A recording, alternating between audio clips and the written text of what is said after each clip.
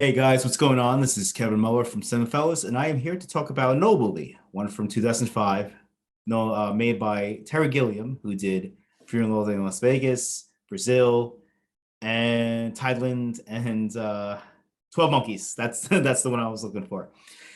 This is called The Brothers Grimm. It stars Matt Damon and the late and great Heath Ledger. Now, what is it about?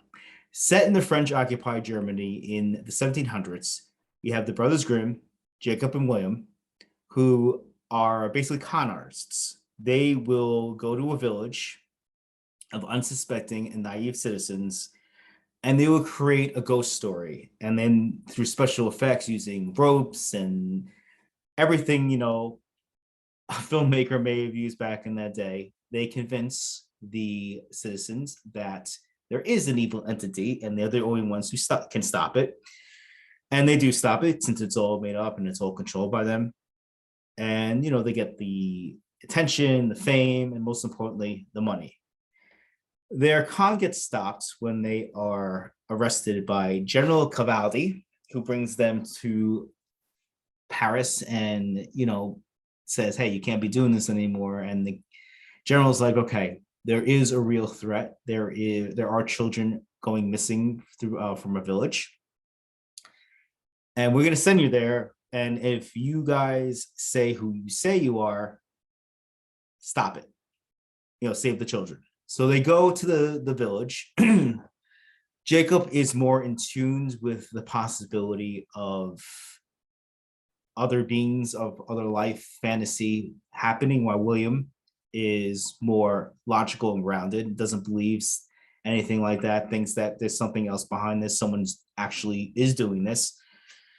But the more they stay there and the more they get to know the citizens, they realize this is really happening. This is not something fake. This is real, true fantasy, and it's the ghost of a queen, played by Monica Bellucci, who was stealing the children for their youth.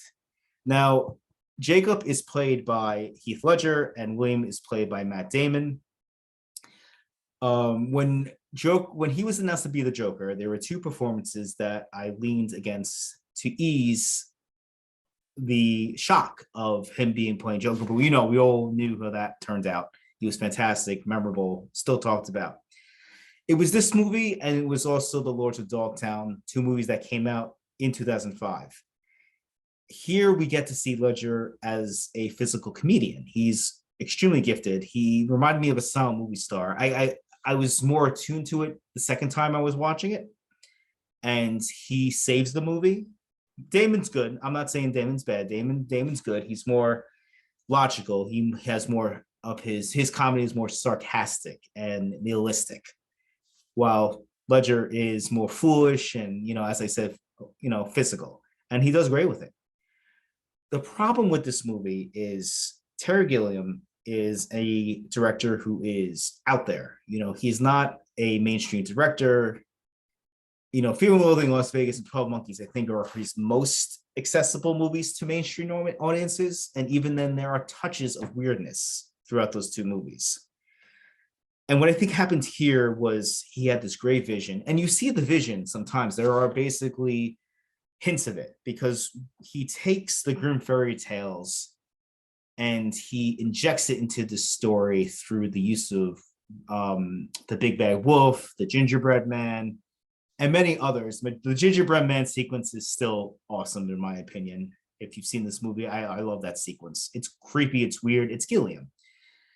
But you can feel that Harvey Weinstein, who was running Miramax at the time and produced this movie, that him and Gilliam basically butted heads. And unfortunately, that bleeds into the vision or the lack of vision this film has. There is moments where it tries to be an adventurous story that is accessible to audiences but then there are moments where it's strange and weird and off kilter. And, you have those two visions of Weinstein and Gilliam coming to clash. It doesn't feel natural. Like, it interrupts the flow of the movie.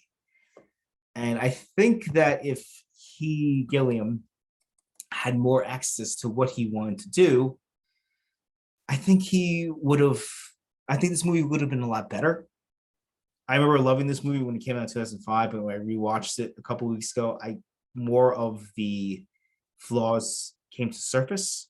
But it's an admirable effort, but it's inconsistent. It's just inconsistent of in this film. It's not a bad movie. I think you should check it out, especially if you're a fan of Ledger, or you are discovering Ledger because you watch Batman or The Dark Knight, I should say. He's awesome.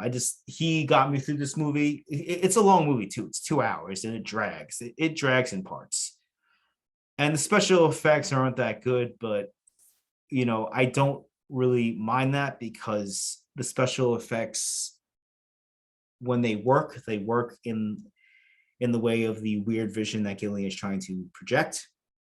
Apparently, this was the first time there's a mirror sequence where a mirror shatters and you see basically parts of a person starting to fall, and the shattered mirror is their parts starting to fall apart. And it's like the first time they attempted that. And back in 05, it's a cool effect, but obviously, it's been 17 years since this movie, and it kind of looks cheesy. But as I said again, you gotta give Gilliam credit for trying.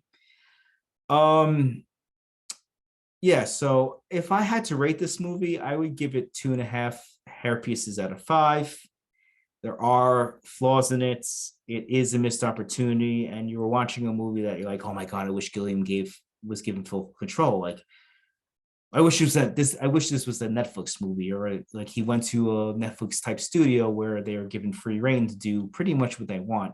Because I think this movie would have been a lot scarier and more horrible, but horror based. But Harvey Weinstein was probably concerned. He's like, okay, I got Gilliam. He's weird. He'll give the art house and the movie nerds what they want, but I also want people coming and see this thing.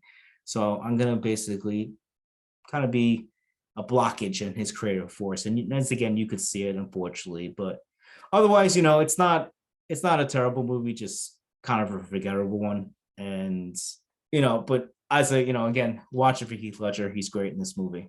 And yeah, so guys, check out my written review that will be included along with this video.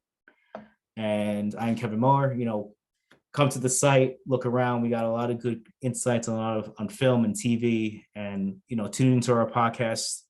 It's a bunch of movie nerds and TV nerds and comic nerds coming along, having a great time, and come and join us. We're always looking for new fans. Again, I'm Kevin Muller, and as we say on this, cheers.